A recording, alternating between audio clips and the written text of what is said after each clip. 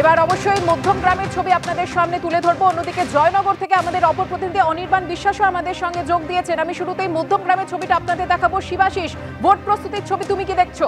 সুকর্ণা, এই মুহূর্তে আমি দাঁড়িয়ে রয়েছি বারাসাত লোকসভার অন্তর্গত মধ্যমগ্রাম বিধানসভার মধ্যমগ্রাম হাই স্কুলে, এবং এখানে 4টি বুথ রয়েছে এই মধ্যমগ্রাম হাই স্কুল, যার মধ্যে 120, 121, 122 এবং 123 এই 4টি বুথ এখানে রয়েছে। এবং একেবারে গেট বন্ধ করে ভেতরে কিন্তু প্রস্তুতি চলছে। কেন্দ্রীয় বাহিনীর জওয়ান রয়েছেন, আমরা সেই ছবি দেখতে পাচ্ছি। আমার ক্যামেরা প্রতিনিধি অভিজিৎ দত্তকে একটু ছবিটা তুলে ধরার কথা বলবো।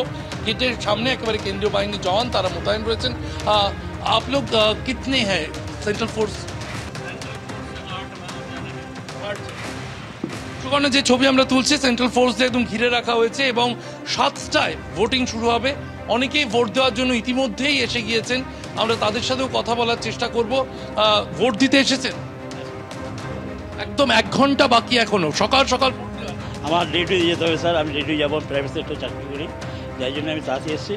আর আজকে আমার একটা কর্তব্য আছে দেশের প্রতি, রাজ্যের প্রতি।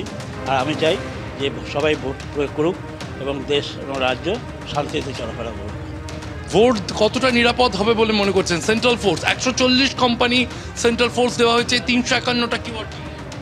আমি তো চাই, বললাম তো, আমি শান্তিতে ভোট চাই এবং জনগণ সবাই প্রত্যেকে ভোট ডালুক এখানে। এবং সেন্ট্রাল ফোর্স কত এসছে না আসছে এইসব হিসাব তো আমাদের রাখা দরকার নেই, আর আমরা রাখতে পারবো না, কারণ আমরা যেহেতু শান্তিপূর্ণ ভোট চাইছেন।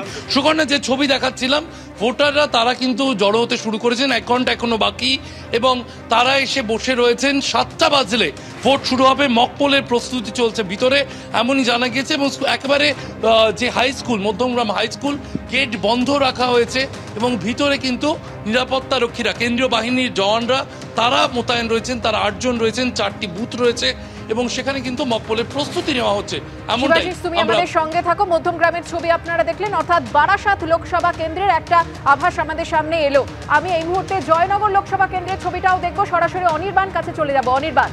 সুকর্ণা, তোমাকে প্রথমে জানিয়ে রাখি আমরা এই মুহূর্তে রয়েছি জয়নগর পুরসভাতে, এবং জয়নগর পুরসভাতে মোট 2টি বুথ রয়েছে, 126 নম্বর বুথ এবং তার পাশেই রয়েছে 127 নম্বর বুথ। তুমি দেখতে পাচ্ছ কেন্দ্রীয় বাহিনীর যিনি জওয়ান রয়েছেন তিনি কিন্তু একেবারে দরজায় কড়া নিরাপত্তার সঙ্গে দাঁড়িয়ে রয়েছেন এবং ভেতরে মক পোলিং সেটা কিন্তু ইতিমধ্যে শুরু হয়ে গিয়েছে। আমরা দেখতে পাচ্ছি প্রিসাইডিং অফিসার থেকে শুরু করে প্রত্যেকে কিন্তু রয়েছেন ভেতরে, এবং যে সমস্ত এজেন্টরা রয়েছেন তারা কিন্তু দেখে নিচ্ছেন যে ইভিএম ভিভিপ্যাট ঠিকঠাক মতো কাজ করছে কিনা, কোনো সমস্যা রয়েছে কিনা।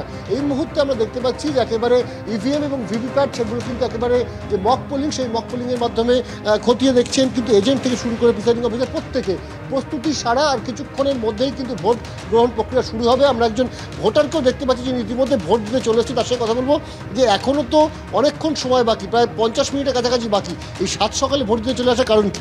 কারণ হচ্ছে বাড়িতে কাজ আছে, কখন আসবো না আসবো, তাই একেবারে ভোটটা সেরে গেলেই খুব ভালো হয়। কোথাও গিয়ে কি মনে কোনো ভয় আছে যে সকাল সকাল ভোটটা দিয়ে দিই, নাহলে পরে দিতে পারবো না?